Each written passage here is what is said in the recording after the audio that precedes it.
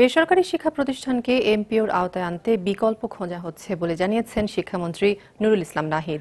দুপুরে সংসদে বাজেট আলোচনায় অংশ নিয়ে তিনি বলেন, এমপিদের দাবি অনুযায়ী শিক্ষা প্রতিষ্ঠান এমপিও ভুক্তির বিষয়ে নানা ধরনের বিকল্প প্রস্তাব আমরা তৈরি করছি এবং কোনো না কোনো পথ আমরা বের করব, এতে সন্দেহ নেই। এ সময় মন্ত্রী বলেন, বেসরকারি শিক্ষা প্রতিষ্ঠানের এমপিওভুক্ত শিক্ষক কর্মচারীরা তাদের মূল বেতনের পুরোটাই সরকারি কোষাগার থেকে পান।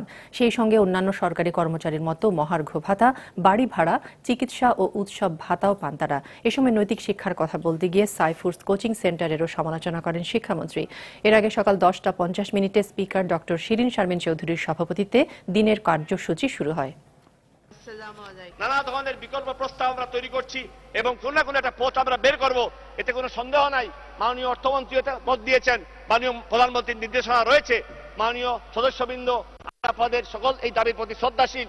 আমিও একজন সংসদ সদস্য, সুতরাং এই পথে একটা সমাধান বের করবার জন্য আমরা প্রচেষ্টা চালিয়ে যাচ্ছি। আপনাদের সহযোগিতা আমরা কামনা করি।